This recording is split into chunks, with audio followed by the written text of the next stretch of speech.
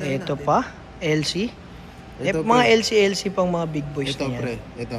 Hindi pwedeng di ka nakasakay dito. Kahit nasa museum to, nakasakay ka dito. Alam mo yan. Alin dyan? Ito. FX. Grabe. Sino ba namang hindi Yan ang UB Express dati, di ba? Yan ang pambiyahe talaga. attention to details. Pre, hanggang ngayon. Sa Meron. Baguio. Oo. Ito pa rin. Taxi nila. Ang dami. Ito. Wala ito. Orig sticker ba? Ito, itong goma na to, nawawala yan. Nabibitak yan eh. Ito. Solid pare. Ito, ano bang gamit dito? Untigan ko ng katukin. Hindi, ang alam ko, may reserva dyan pre, kaya may bukol yan.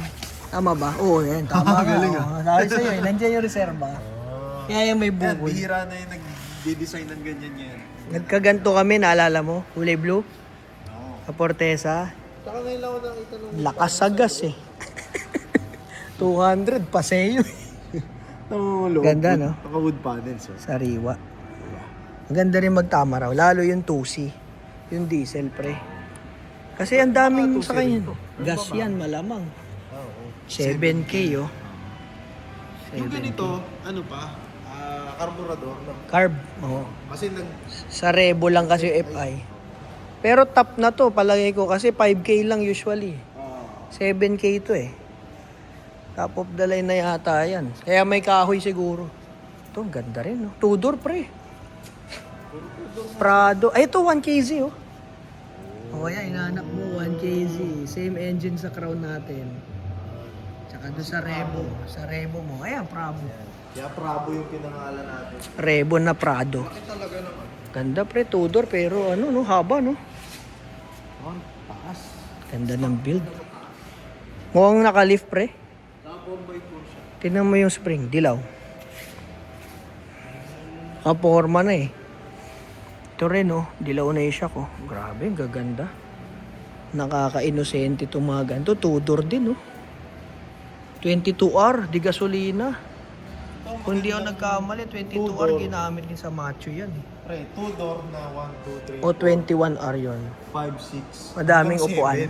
7-seater na two-door. Dalawa dito sa harap. Tatlo. Kasama driver, tatlo. Dito, 4 Tapatan. siguro. Oo nga, tig-dalawa. Pwede ka 7-seater nga. No? Pwede ka pa maglagay ng Gamit. upuan sa gitna. Grabe. Mga bata. Ganda. Wala ka naman na mabibili nito eh. Wala kang kahit kahit umaandar sa kalsada. Fire truck. Yun oh. Stig. Ito maganda, fire truck. Original. Sila ng original na fire truck. Japan tol oh. Diba mo, paano maibobomba yan? Ay, baka may lumabas sa tubig dyan. Hindi ko na makahawakan. Talagang ano lang yan, display only. Mamaya, mabugahan tayo niyan eh. Solid. Ito yung mga bags naman. Ito meron akong siya ganito. sa likod. Baliw. Ay, palitan ng Diyan yung gulong. tao pre. Ibang sakay, nandyan sila. Oh, nilagay lang. Maganda rin siguro mag-unit ng ganito, tingin mo. Double purpose. Pangdampot ng unit, tapos pang emergency, pwede ka na maka-rescue, di ba? Uwi na susunog, no? Dito, collection naman ni Bossing. Vespa collection. BMW na e-bike oh. E-bike to, no pre, no? Kasi, Oo. battery tong nasa gitna nito eh. Alera eh. Ayun lang ako nakakita. Oo. Meron tambutso eh. E-bike yan, solid. Meron yan, nakatago lang. Alam mo naman mga BMW, napakalupit sa detalye talaga ng mga yan. Vespa collection, Mickey Mouse. Ganda, no? All white, oh. Justin Bieber. Tama ba? Oh, sabi sa'yo, Justin Bieber, pre, oh. Justin Bieber, ex-Vespa. Ano ang pinangalan sa kanya? Ang alam ko, yung version na yan, ito classic. Ito ang pinakamalupit. Yan yung kinakakamay, di ba? Pre, ang lupit ng kicker niya. Hindi, sipa pa din, pero paabante. Ito yung kicker niya, pre. Hindi ba yung parang ginaganon? Ito yun, oh. Bang! Gaganon mo paabante. Bang! Ganon. Solid. Ito, pang laro na bios. Talagang kita mo yung mga battle scars niya eh. Ganda. O mga mags, oh.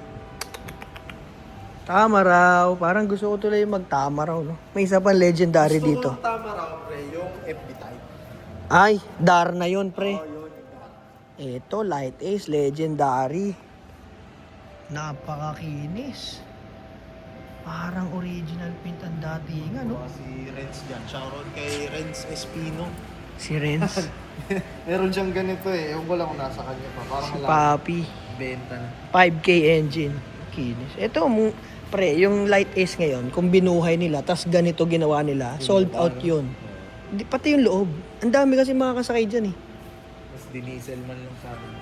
Okay lang din gas kasi FI naman na yun. Sa bagay, matipid. Pero kung ganito karami pa rin yung sakay, sold out yun palagay ko.